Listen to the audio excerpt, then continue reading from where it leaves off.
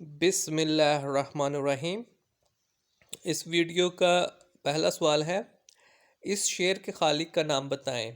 باغ بہشت سے مجھے حکم سفر دیا تھا کیوں، کار جہاں دراز ہے اب میرا انتظار کر۔ یہ علامہ اقبال کا شعر ہے۔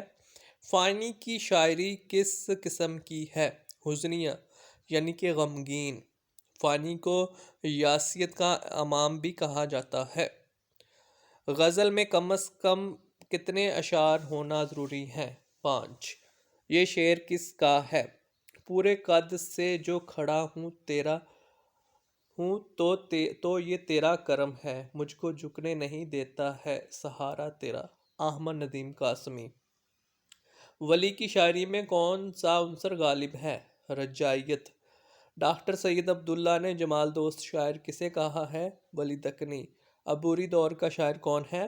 ولی دکنی۔ اردو شاعری کا بابا اعظم کون ہے؟ ولی دکنی۔ اردو شاعری کا صوفی شاعر کون ہے؟ خواجہ میر درد۔ یہ شعر کس کا ہے؟ آواز نہیں قید میں زنجیر کے ہرگز، ہر چند کے عالم میں ہوں عالم سے جدا ہوں۔ خواجہ میر درد۔ کس شاعر کو بانکا ملنگ اور بانکا سپاہی کہا جاتا ہے؟ خواجہ حیدر علی آتش۔ یہ شعر کس کا ہے؟ بڑے شور سنتے تھے پہلو میں دل کا،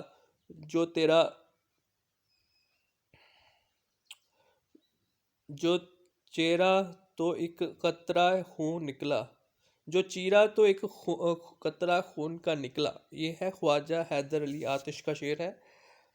میر کی آپ بیتی کا نام بتائیں۔ بذکر میر، یہ قول کس کا ہے؟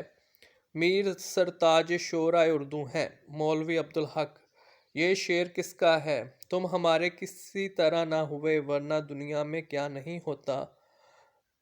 اگلا سوال ہے، نظام جنگ دبیر الملک نجم الدولہ کس شاعر کے ہیں؟ مرزا غالب۔ بیڑا اٹھانا سے کیا مراد ہے؟ ذمہ داری لینا۔ بلبل کا بچہ پالنا، کوئی روگ لگ جانا۔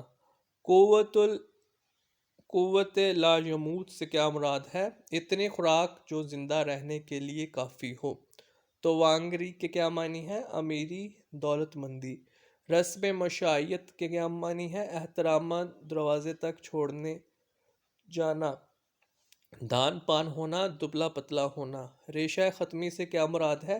بہت مسکرانے والا۔ ڈول ڈالنا، بنیاد ڈالنا۔ قدم لینا، عزت کرنا، تعظیم کرنا۔ اللے تللے کرنا، بے سوچے سمجھے خرچ کرنا۔ شیطان کی آنت ہونا کا مطلب ہے بہت طویل ہونا۔ طاق ہونا سے کیا مراد ہے؟ ماہر ہونا۔ تو اس ویڈیو میں اتنا ہی۔ مزید ویڈیوز دیکھنے اور سننے کے لیے اس چینل کو سبسکرائب کریں۔ اللہ تعالیٰ آپ کا حامی و ناصر ہو۔ اللہ حافظ۔